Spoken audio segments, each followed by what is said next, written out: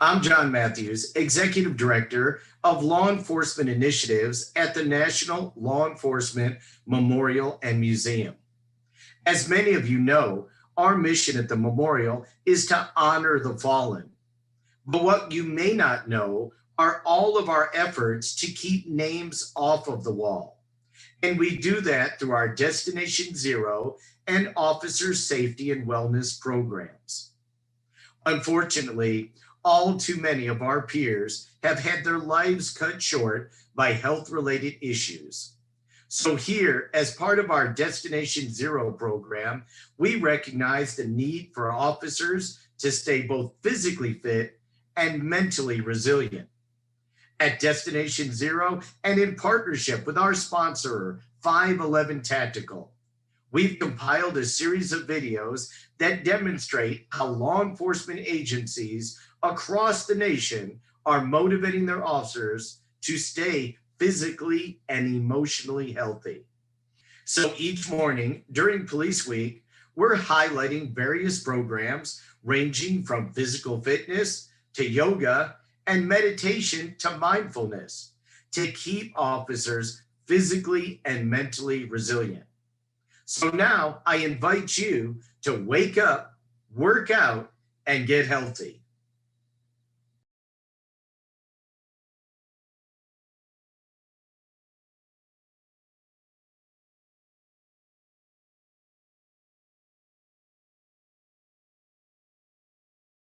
Bench press.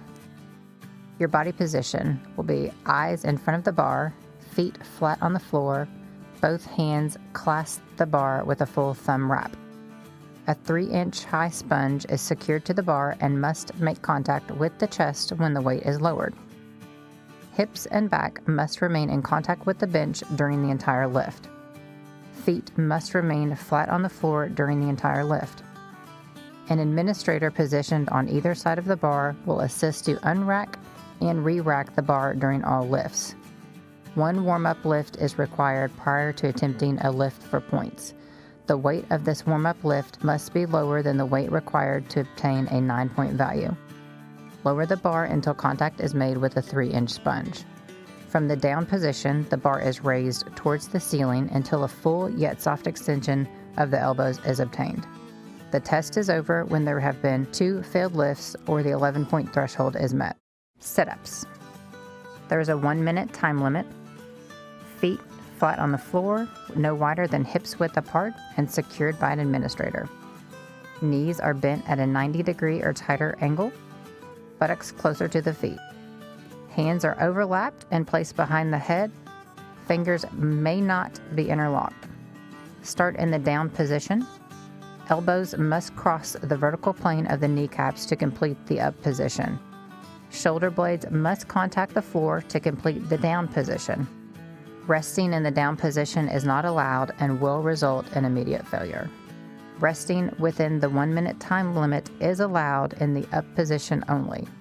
Sit-ups are performed until the 11-point threshold is met or until the 1-minute time limit is reached. 300-meter run. Line up at the start line. Run 300 meters on the administrator's command to begin. Entire body must cross the finish line. Running outside the designated lanes or boundaries or shortening the curves will result in an automatic failure on the test event. Push-ups. There's a 2-minute time limit. Shirts and other loose clothing are tucked in. Start in the up position. Hands placed approximately beneath the shoulders. In the down position, the thumbs should be within the radius of the shoulder joint. Body position should form a straight line through the head, shoulders, hips, and feet, and should remain as such throughout the entire motion. Feet together are no wider than hips width apart. The outside of the feet may not exceed the width of the hips. A 3-inch high sponge is placed and secured on the ground by an administrator at chest level. Body is lowered until the chest contacts the sponge. Contact must be felt and heard by the administrator. The lower part of the body, knees, hips, etc., may not make contact with the floor at any time. Body is raised until a full but soft extension of the elbows is reached. Locking out of the elbows is not advised. Resting is allowed in the up position only. During arrest, a pike position is allowed, but hands and feet must remain in contact with the floor at all times. Push-ups are performed until the 11-point threshold is met or until the 2-minute time limit is reached. The 1.5 mile run. Line up at the start line. On the administrator's command to begin, a 1.5 mile distance is covered.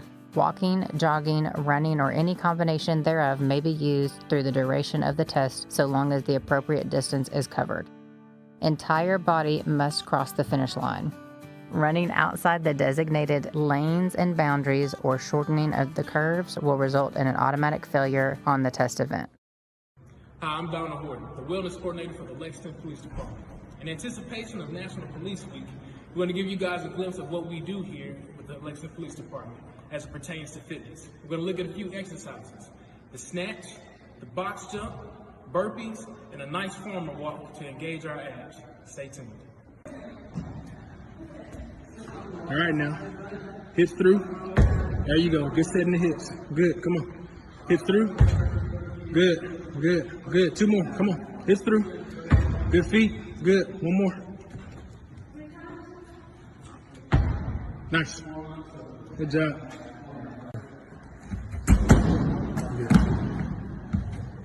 Good. Good.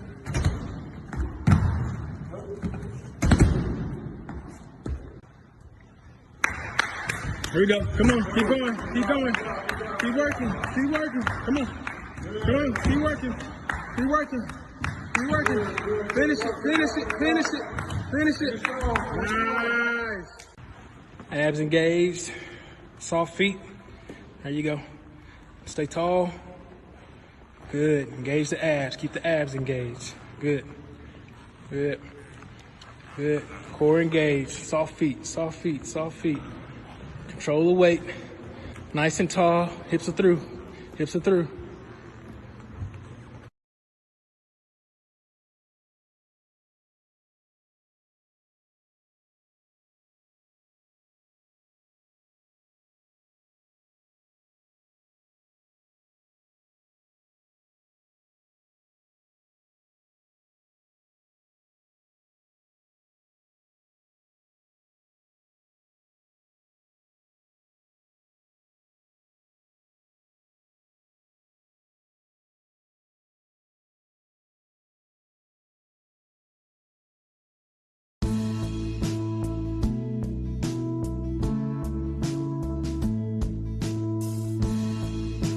Hello, I'm Jason Newton with the Colorado Springs Police Department here in Colorado Springs, Colorado. I'm currently a sergeant and I oversee the Community Relations Unit.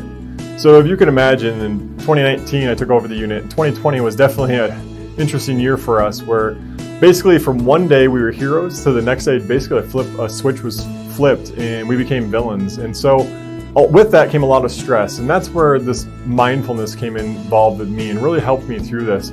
I've been teaching mindfulness here at the Colorado Springs Police Department for the last 5 years, and we teach our officers mindfulness because we believe it's an important tool in their tool belt for their mental health. And so today I'm going to guide you through some of the mindfulness things that we teach. This is a 2-hour class, but we're going to give you about a half an hour of just some of the techniques and some of the skills that you can use at home or at work to kind of help you and kind of keep you centered and move away from some of that negativity that really permeated our law enforcement profession in the last year or two.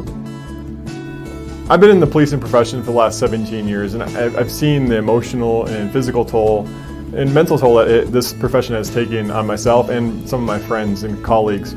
And so the mindful officer was really designed to help address some of those issues. And one of the first issues that we have is in law enforcement, we deal with trauma every single day. And if you see this, this saying, I wish my head could forget what my eyes have seen. It's one of those things that's really true for me. And so when I was thinking about this and thinking about what we've gone through, I actually wrote this, and I'll read it to you right now. What I've experienced over the last 17 years. Over the last 17 years, I have fallen more in love with the policing profession, but I'm also aware of the mental and physical and emotional toll that it takes. I never thought of myself as wounded. Over the last 5 years, I have taken time to really look into my life to make sure that I was doing everything that I can to properly care for my family, my community, and myself. This came to a head in 2016 when my wife and I had a blessing come into our lives with the birth of our son. This came on the heels of my wife and I suffering a miscarriage.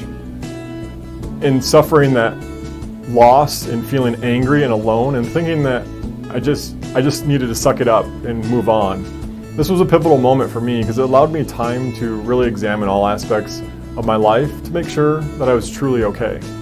During this time of reflection, I realized that I was indeed one of the walking wounded.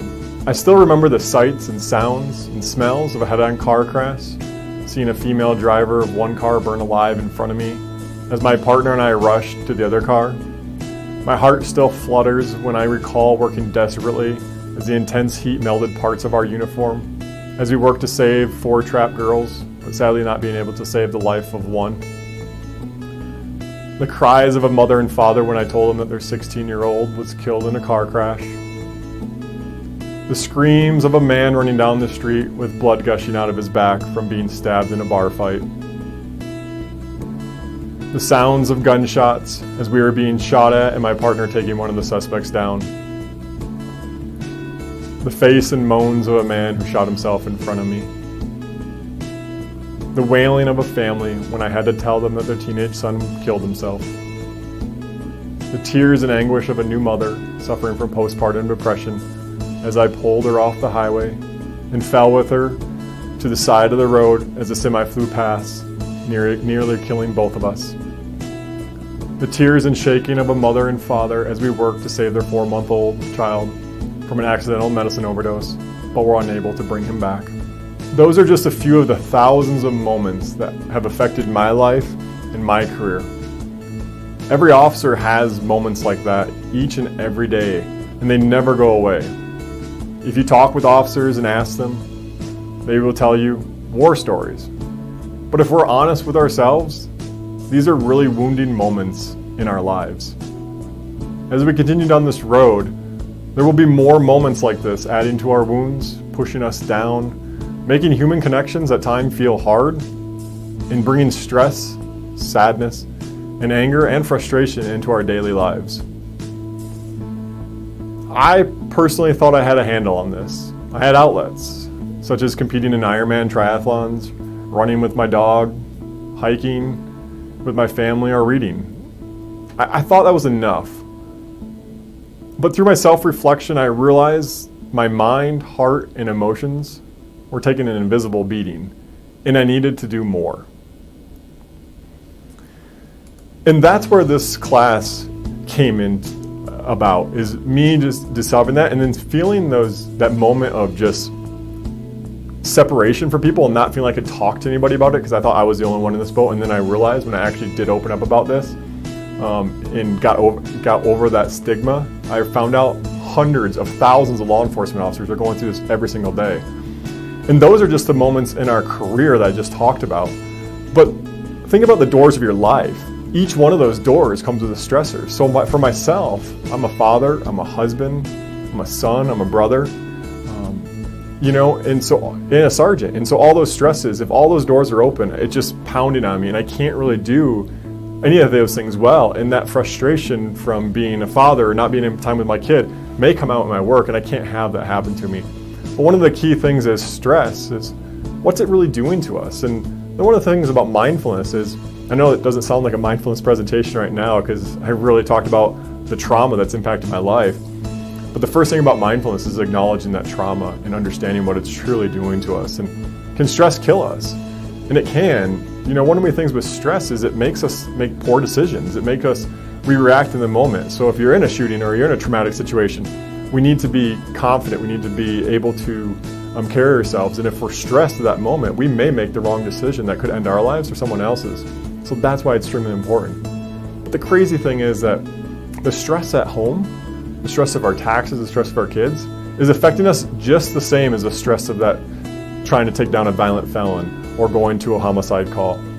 Those stressors, your body doesn't know the difference. In our body, it's really hard for humans to turn that switch off.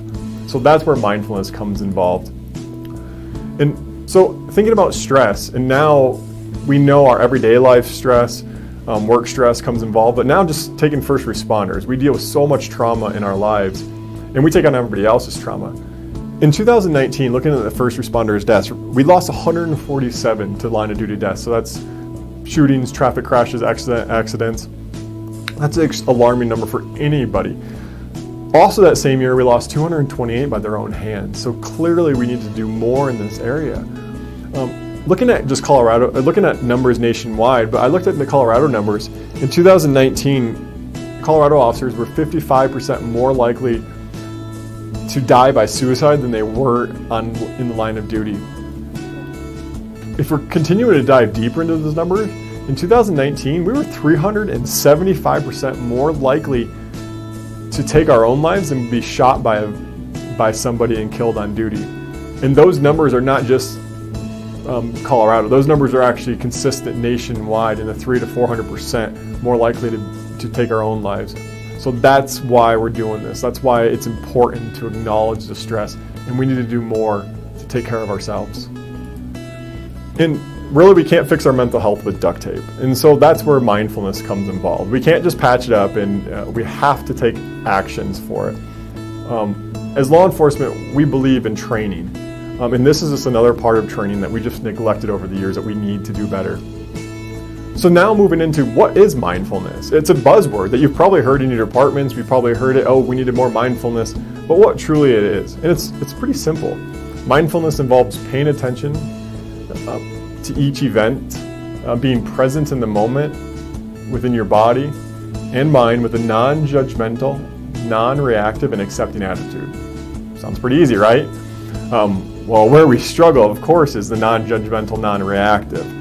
That's what we train to do. We judge people. We judge behaviors. So how do we break ourselves from that? You guys are judging me right now. Stop it. I literally just told you, stop judging me. But it's hard. And so it's easy in concept, but what we're going to do is I'm going to guide you through some of the practices we guide our officers through to kind of help break that and get really in the moment. So I just threw a picture of a dog up there. Why? Well, because it looks pretty cute. Yes, it does. Everybody loves dogs. But the reason I put a dog up there and not a cat, well, cats are evil and they will attack you at any moment. You just never know what they're plotting. But honestly, dogs, they really live in the moment. And that's what we want to be more like. The dog doesn't care what you did all day at work. It doesn't care what we're going to do in the future. It literally cares that you're home right now and you're present with them. And that's what the key to mindfulness is. It seems easy, but it's really hard in practice. So that's what we're going to kind of go through. And as we get into mindfulness, I think it's important that we acknowledge the stress and what it's doing to us, right? The stress of everyday life, of high stress situation and calls. It's increasing our cortisol levels. You know, it's causing heart disease. It's causing all these other issues. And what does mindfulness do? A simple few breathing techniques. It literally can reduce all that negative stress that you had throughout your workday, throughout your personal day. A simple deep breath can actually reverse all that negative energy, all that negative effects. It's actually been proven that mindfulness techniques can reduce cortisol levels. So it can help prevent heart disease. And we've seen that in our profession, right? How many people retire in a year after retirement, they've passed away or they died because of heart disease or some other ailment. Because all that stress was building up through all those years and they did nothing to address it. And then finally, when they do have the ability to address it, it's too late. Their body has already taken that toll. The other cool thing is, it's not just for hippies. And I'll tell you that a couple times, and it's really important. A few techniques I'm going to teach you right now is really powerful because one mindfulness can do, it can slow the release of adrenaline in your system. And that's critical in high stress moments for us law enforcement, or when you're in a moment of a personal crisis. If you can reduce that adrenaline or reduce that and slow it down, you can actually be more focused, more present, making more tactically sound decisions. Because if you get that huge adrenaline dump, yes, it feels great. But we know if you train, it comes with auditory exclusion, it comes with tunnel vision. And so you're actually not making the best decisions with that adrenaline. You think, I'm going to live off the adrenaline. You're actually not helping yourself. You're actually making more reactive decisions. And so if we can reduce that adrenaline rush, it can be pretty powerful. So we've already done our first mindfulness technique, which you may not know that you've done it, but it's acknowledging stress. Acknowledging that our jobs are hard and they take a mental and physical toll. So this next technique I want to go to is this someone to think about when you got in this profession? What did you think this profession was about? Were you a glass half full or a glass half empty? Most everybody probably is a glass half full. I don't think I've ever interviewed somebody who's like, I want to get into police work because it's going to kill me. They get into police work because they want to help people, and that's what we need to focus on. But to do that, we need to think, what is this job taken from you? And I've talked to my officers in teaching this class, and some of the things they come up with is time, a nice schedule, right? How many people remember midnights for years before you can get off it?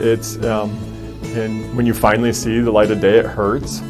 The good thing is you save a lot on money and sunblock, but it definitely takes a mental and physical toll. Your hair, clearly there's a lot of bald cops out there, sorry, but that's what they say it takes from you. Relationships. How many people can you have a normal relationship anymore? Some of my officers have lost marriages. They also lost their friends because of the profession they choose.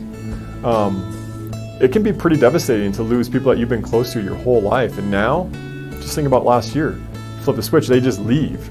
That can be pretty challenging.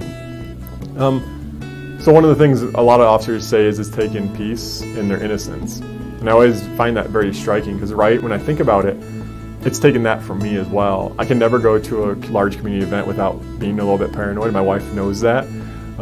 I can't go to a restaurant without sitting so I'm facing the door so I can see, and I have an action plan for every time I go out for my family. And it used to be really nice to have that innocence, right? And that kind of living in that bubble. And that's what we do for people. We give them that, but we lose it ourselves. And it can be pretty hard. And then just like this last year, right?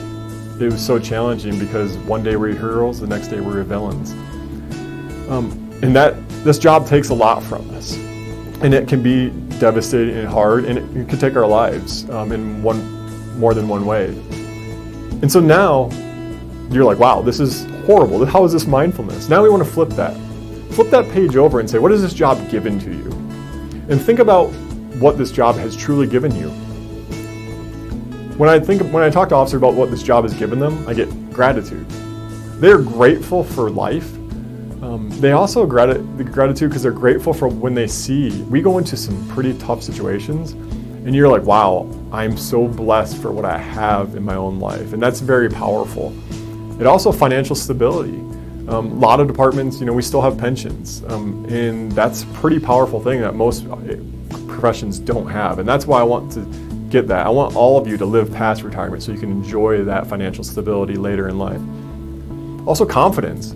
I can walk into any room and talk to anybody.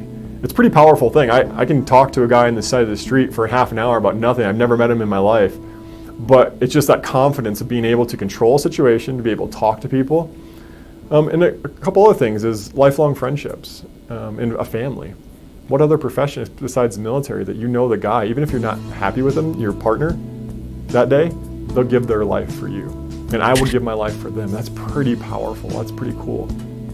A couple other things is purpose. And remember that this job is a noble profession. It's powerful that anything I can say, the things I can do and help, I can make a difference in someone's lives and I can change that path, that direction that they were going in. And that's pretty powerful. The most rewarding moment of my career was after a sex assault suspect was convicted of rape, and the victim came up and just hugged me because she said, "You're the first person to ever truly listen to me." That drives me. That's the purpose, right? We don't need awards and that. I just realized that I was there for her, and that's why I got into the profession. And when I go home, I know my son's going to be proud of me.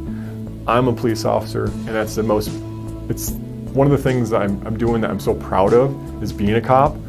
And I can't think of any other profession that you get such rewarding in how you can have such an impact on so many people's lives by being an officer. So that's our first mindfulness technique. If you go to work every day thinking about what this job has taken from you, you will be that negative person. You will go down that path. And we've seen officers like that. At times we may be that officer, and that's okay. But we need to really flip that. What is this job given to you? This job is given to purpose. When you go to work every day thinking about that, you'll go out and serve the community with that more positive attitude. And that's the first mindfulness technique that I can really give to you. It's really powerful. It seems at times cheesy, but remember, it really helps you. And you've seen that probably in your own lives when you think about the positives. And so that's that's one technique that we use here at the Colorado Springs Police Department. And it's also a great technique for recruiting and retention, right? Stop focusing on what this job has taken from you and why people leave, and saying, why are you staying? Why are hundreds of thousands of cops in 2021 staying? Because there's a purpose, there's a calling. And that's a truly powerful mindfulness technique that we can go into. So another mindfulness technique we're going to talk about is monotasking. And what the heck is monotasking, right? I always ask all my rookie officers, or when I was a training officer, or now when I'm a sergeant, when I get on shift, I'm like, how good are you at monotasking? And they're like, they just stare at me with this blank stare. And I guess everybody out there, have any of you ever been asked, are you a good monotasker?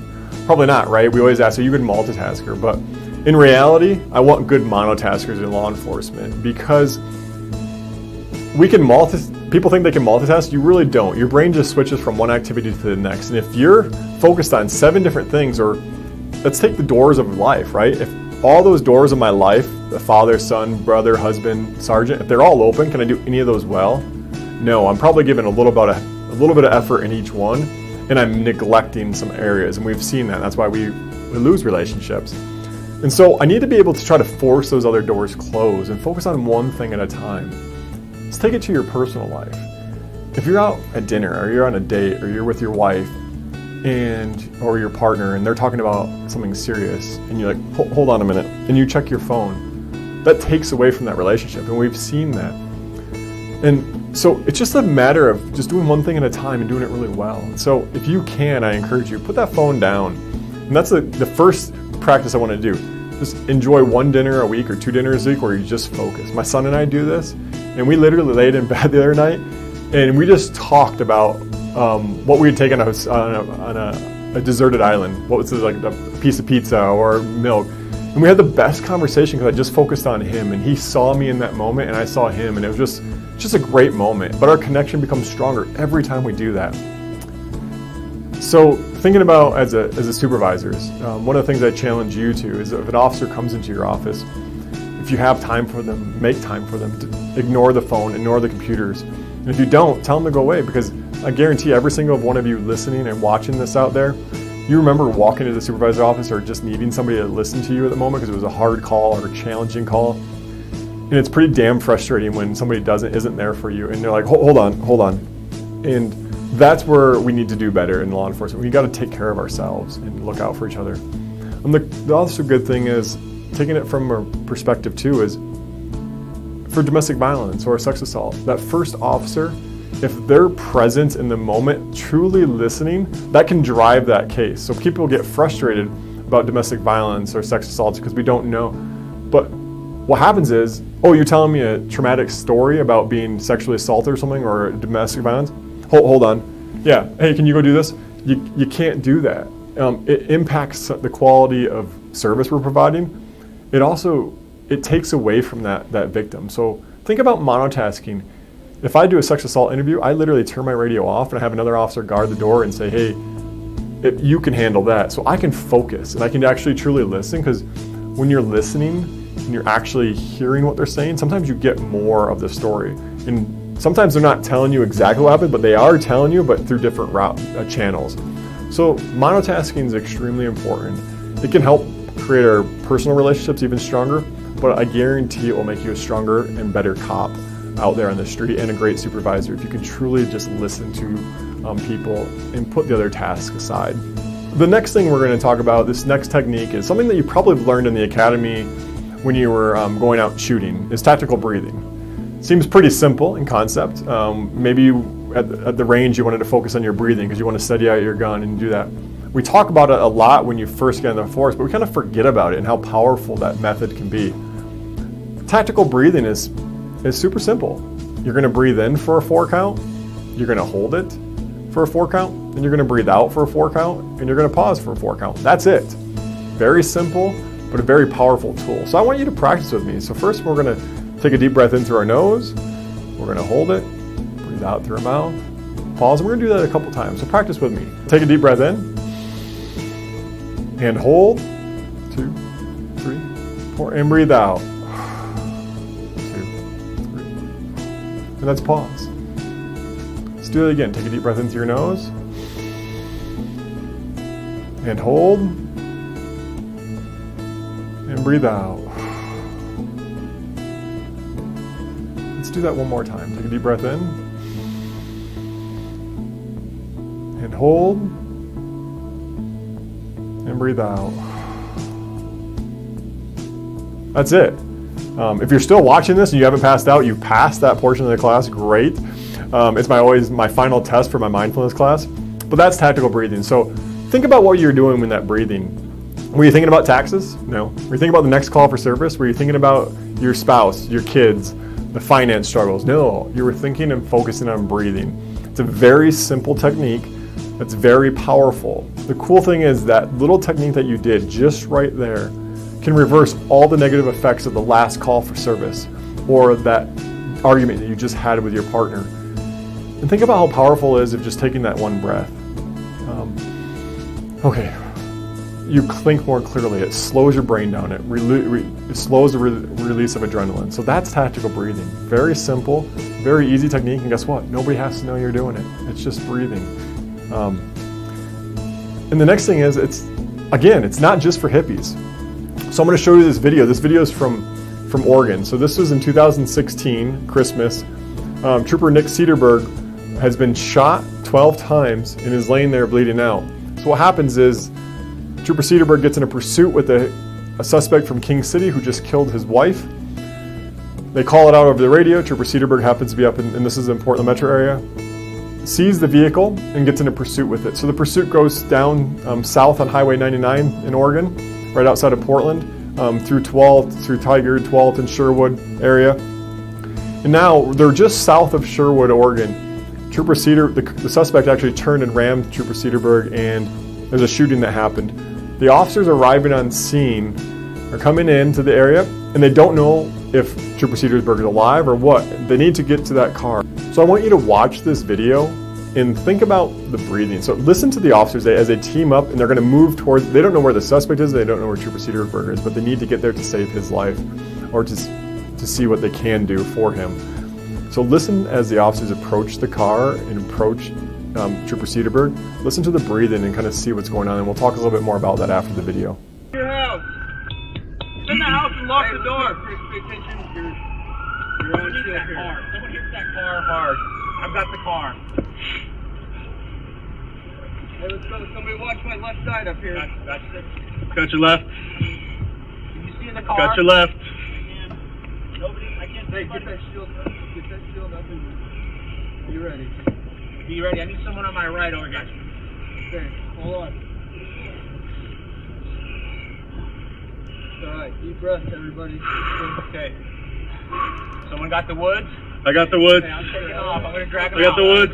Hey, he's right there! Right there! Stand there!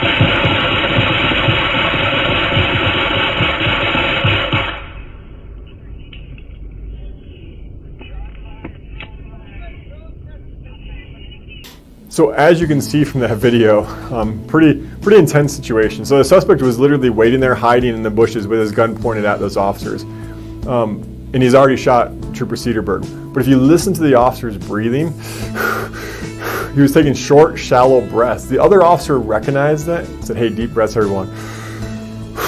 That one breath was enough to slow the release of adrenaline, to steady out his firearm, and they addressed the threat. So yes, this may not be for you sitting and doing a deep meditation, but I will tell you this will save your lives in more ways than one. Trooper Cederberg did survive this situation. Those officers are heroes. I was proud to say that I was a member of the Sherwood Police Department before I came to Colorado Springs. My heart goes out to all of them, and Trooper Cederberg, as you continue to recover, our thoughts and prayers are always with you. But it's not just for hippies. It could save your life. Those officers recognized that in the moment. The other officers said, take a deep breath. Think about any tactical situation you've ever been in, or any high stress situation you've ever been in. I guarantee there's an officer that's not breathing. There's probably an officer that's holding their breath. There's an officer that's breathing shallow.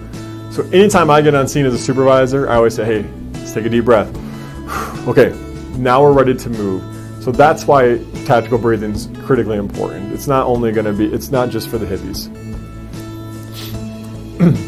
And one of the things is that if you don't have time to do that tactical breathing, or just that one breath that we saw in that last video is important. And this is a great video that will show you what meditation truly is. Sometimes we have a misconception about meditation.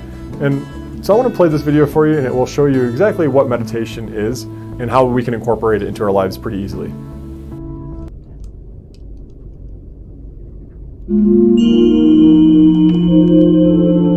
We can meditate everywhere, anytime, even 3 seconds, 2 seconds, while you're walking, while you're having coffee and tea, while you're having meeting, so you can meditate. Many people has a little bit misunderstanding about meditation. They think meditation meaning think of nothing, concentrate. So push too much. So we cannot block thought and emotion. In fact, we need thought and emotion. So whether you listen to your monkey mind or not, there's an issue. What I call monkey mind is chatting, pala pala pala yada yada. So monkey mind is giving you opinion. So whether you listen to opinion or not, it's up to you, right? So through meditation, what we do is we have to make friends with the monkey mind. But how to make friends? Just giving banana doesn't work, So right method is you need to give job to monkey mind. How to give job monkey mind? So the simple meditation technique is be aware of the breath. So you ask monkey mind, hello, what's breath? So monkey mind says, yeah, good idea. And be aware of breath. Breathing in, breathing out, breathing in. There's a lot of thought comes at the background. Don't care, no problem. So as long as if you're not forget your breath, anything's okay. No need too much concentration. Just simply be aware of your breath. Breathe in, out, in. Even 2 breath, 1 breath. So therefore, we can meditate everywhere, anytime.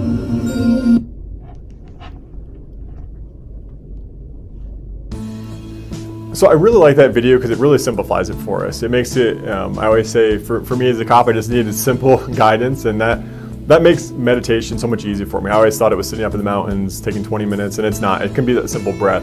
So think about using that in between calls for service. You're going from one high stress situation to the next. All right, slow down, because you want to make sure you're there, you're present, and you're focused. And so, because we don't get the luxury of after this call's over, I can go back and de-stress for half an hour. No, we have to be on to the next one. So we have to be present for them too. So for our communities and for ourselves, the great thing is that when we practice these techniques and we take that one breath, it benefits our community, but it also benefits us. We're slowly taking care of ourselves and providing ourselves some of that release, that reduction in stress.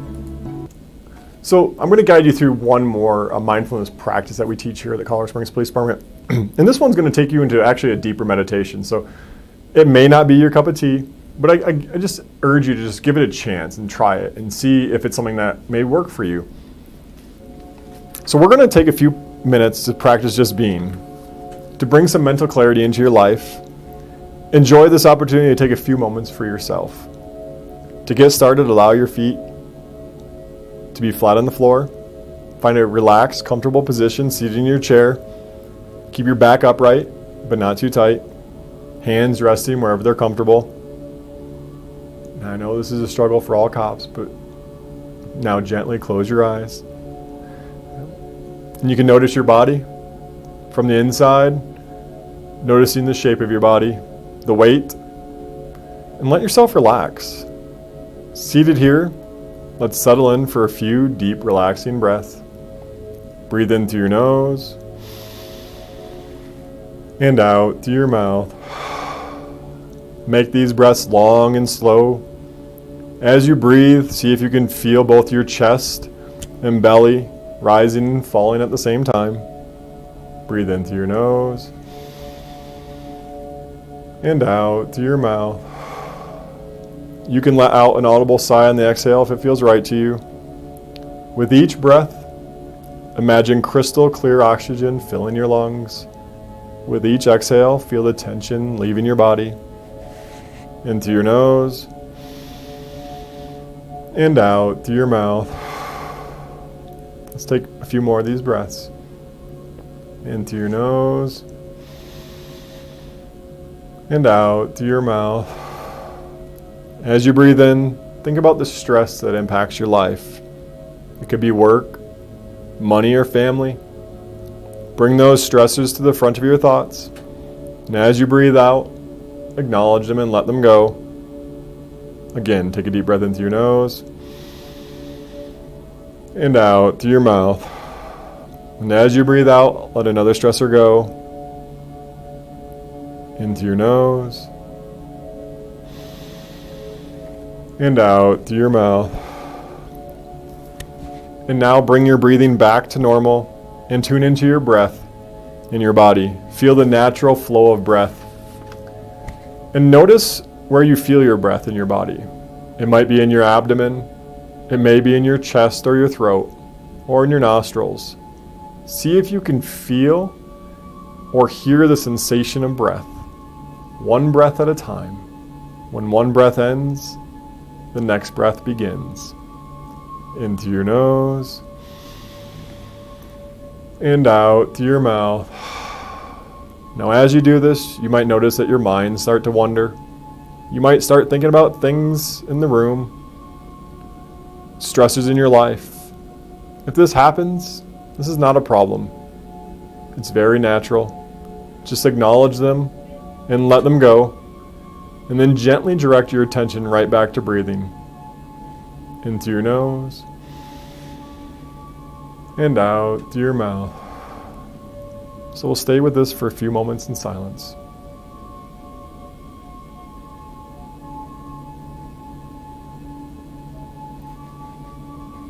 In through your nose and out through your mouth. Noticing our breath from time to time, getting lost in thought and returning to our breath. And once again, you can notice your body, your whole body seated here. Let yourself relax even more deeply. Now shifting your attention back to your body, to feel the weight in your chair, your hands resting, feet on the floor, and in through your nose and out through your mouth. As you breathe, take a moment to let the benefits of mindfulness settle in. Offer yourself some appreciation for doing this practice today. Breathe in through your nose and out through your mouth. When you feel comfortable, slowly open your eyes and bring yourself back. You might feel like jumping up and getting on with your day, or you may feel like taking a nap. Just let yourself be. This is a really good time to reflect on anything special that you might have thought about during meditation. Did you find it calming or relaxing? Or maybe you felt a bit restless, wondering when the heck it was going to be over. Don't worry if it was a bit challenging, or you found you were drifting off, or you're having trouble keeping your eyes closed. That's natural, especially if this is the first time you've ever done any type of meditation or mindfulness. It's really normal to find it frustrating. Early on, people think they're not good at mindfulness or meditation, or they're not doing it right. The good thing is there's no right or wrong way to do it. And also remember that mindfulness and meditation is a skill. It's just like riding a bike, but I guarantee once you find your balance, you'll never look back. So that is a little bit of a deeper meditation, just guiding you through, but think about that meditation. It was just a couple minutes, and we forgot about all the stresses in the world. All we were is focusing on breathing. And what it does is there's apps out there, there's other things that we can do to kind of guide you through, but if you can do that right before you go to sleep or get rid of the stress of the day, it's a very powerful tool. And you can just do that just once a week, or a lot of guys now in our department do it right before they go to bed. They just guide themselves through. The best compliment I got was from like a 25-year veteran, and he was all grumpy and didn't want to do mindfulness, and he's like, man, that was like the best nap I've ever had. And the thing is, he actually wanted me to record it so he could listen to that at night, so he could go through that and get started with some of the stress. And he continues to this day, this is several years after that, still practicing that and listening to those meditations, because he found it such a benefit to him. But one of the things that's just a small segment of what we do here, but if you start to feel overwhelmed, there's no shame in that. Take a step back, take a breath and breathe. Beat the job, don't let it beat you. And that's really what I can offer you this. And if you have questions or want more of this, feel free. I'll have my contact information at the end of this. Please reach out to the Colorado Springs Police Department, because we will provide this to anybody. It's a very powerful training, so it's just a great thing to do. I encourage you, if you want more information about mindfulness or some more practices, I have a whole list of different practices that you can do. Just simple 2 to 3 minute practices that you can do every single day that can kind of help guide you and get you into this. But I just want to thank you for taking the time watching this video today, and I really encourage anybody to make this a tool in your toolbox or in your department's toolbox, because our job is to go out there and protect everybody every single day. But before we can do that, we have to look out after ourselves. We have to protect ourselves and take care of ourselves. So again, thank you everybody. Continue to fight the good fight. Continue to be out there doing exactly what we're doing, is holding that line. And remember that policing is a noble profession. I am extremely proud to say I'm a police officer. And for the last 17 years, I've never been more prouder than this moment right now. And we need to continue to move that forward and remember why we're doing this profession. So if you want to reach out to me, my contact information is there. Again, on behalf of the Colorado Springs Police Department here in beautiful Colorado Springs, which we're always hiring, thank you so much, and take care and be safe.